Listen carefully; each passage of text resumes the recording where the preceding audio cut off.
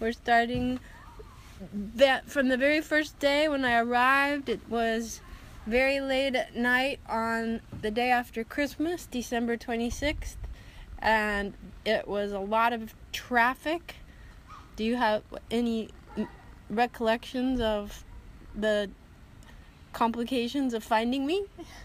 No, we had complication on reaching you. Finding you, no way, because you're the tallest person that day. And there was about 10:30 at night, and there were hundreds of people at the Manila airport. And from the 100 people is a person that stands out, that stood out. And then we had to commute to Pampanga. Yes, it was a nice. And there was a lot of traffic getting out of the airport, but Carmen said that's fairly normal. Yeah. To me, it seemed abnormal. Like very crowded. But we got to Pampanga in about 3 hours? Yes, 3 hours. Yeah. That's normal. Yeah. If it's not normal, 7 to 8. Then the next day we woke up and we went to visit Carmen's mom and dad. Inang, Inang, my mom, and my tatang, my dad. And who, they still live in the same house that you grew up in. Yes. Tell me a little bit about that house. That house used to be a nipa hut. Ah. Without any rooms. You know, nipa hut is a traditional Filipino bahay house, wherein when you enter in, there's the living room and the bedroom and everything is in one.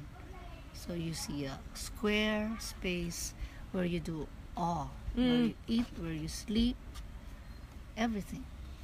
And your father provided for the family by selling ice cream.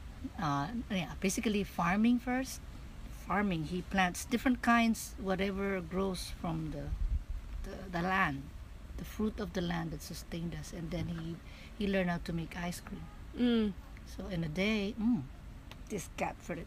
In a day, he brings frogs, small fish, small crabs, sometimes bird.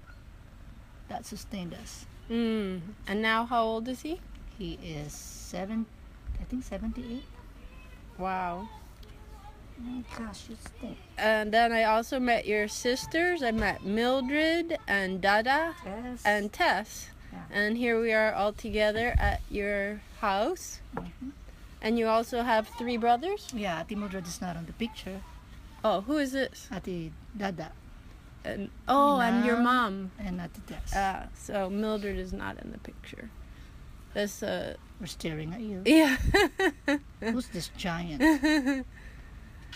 And then this is Arnell's tricycle.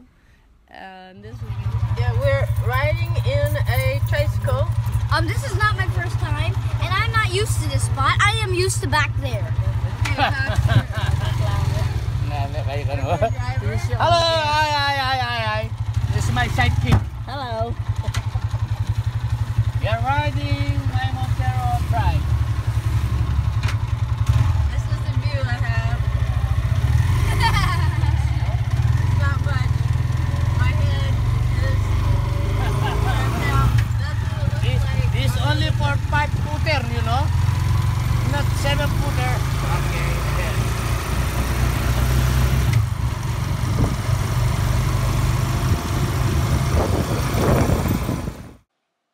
The jeepney is the most popular form of public transportation in the Philippines. They're very crowded, and they're originally made from U.S. military jeeps left over from World War II.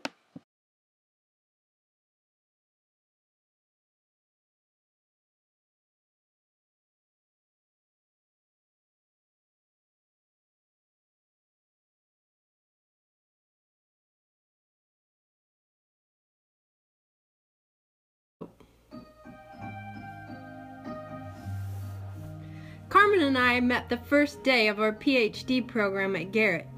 We were sitting next to each other in what we would later learn was the hardest class to pass out of the entire degree program, and it was required of every entering PhD student.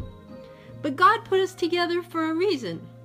She was from the Philippines, and though her spoken English was fantastic, she sometimes needed a little help with writing projects. I was commuting between Pittsburgh and Chicago, and often I needed a place to room and board. We were a perfect match. So I lived with Carmen and her family while I was in Chicago, and in exchange I became her editor and also sometimes nanny to her son, Rhythm, who is very near and dear to my heart. But our friendship became much deeper than just this exchange of services. Carmen's dissertation was a study of missionary work among one of the many indigenous groups in the Philippines known as Aitas. Before graduate school, Carmen had already worked for several years helping to plant churches in the mountainous village of the Aitas. So one of the reasons that I wanted to go to the Philippines was, of course, to visit Carmen and Rhythm and Jeff. But another reason I wanted to go to the Philippines is that I wanted to meet this community of people that had become so important to her ministry. This community that really I had been studying as I read her dissertation. So while we were there, on a Sunday, we took this 40-minute drive from her home in Pampanga to the mountain province of Florida Blanca. And there's a part of the road that's only accessible to a four-wheel drive vehicle. And that's only when the weather is good. In rainy season, the mud makes the roads very difficult to get through. We were there on a dry day, and still we had to walk about 30 minutes to get to the Aita village. You can see that the bridge we had to cross is not in great shape, but Carmen says it has been worse. The wind and the rain can sometimes take the bridge out completely. Another thing that caught my attention is the importance of the river. The river is the center of the community life, but I only happened to notice this because of all the time I'd spent poring over Carmen's dissertation. It's here at the river that people come to wash their dishes, to take a bath, to clean their clothes, to water their animals, to swim and cool down on a hot day. I felt like I was walking into this sacred story when I crossed the bridge and saw this scene from Carmen's dissertation being lived out right in front of me. And then when we got there, the children were so excited to see Carmen and her family, and they all greeted me by touching their forehead to my hand. It's a Filipino blessing and a sign of respect for an older person. Carmen had asked if I would preach in the Sunday service. Well, she asked me the night before. Not only was this my first time to preach on such short notice, but it was also my first experience to preach with a translator. I felt the Holy Spirit directing my words in a way that I don't always experience when I've had all week to work on a sermon. But there was also something very humbling about preaching to a group of people who had never left the mountain. Here I was, this outsider, privileged to travel all across the world and be invited as a guest in their church. And for them, their world was only as big as their village. My sermon was actually a very small part of the service that lasted about 2 hours.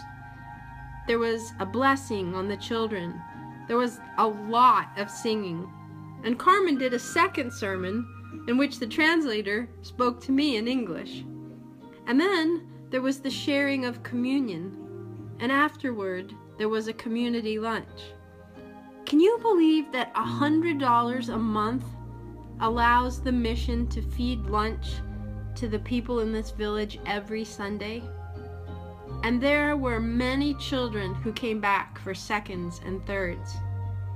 It was probably the only food they would have that day, or maybe even for a couple of days. My day with the Aita was only one day out of the 2 weeks I spent in the Philippines, but it was probably one of the most memorable because it was a day like I have never known before. For the first time in my life, I experienced what it might be like to live as a missionary. For the first time in my life, I understood what the prophet meant when he said, "How beautiful are the feet of the one who brings good news."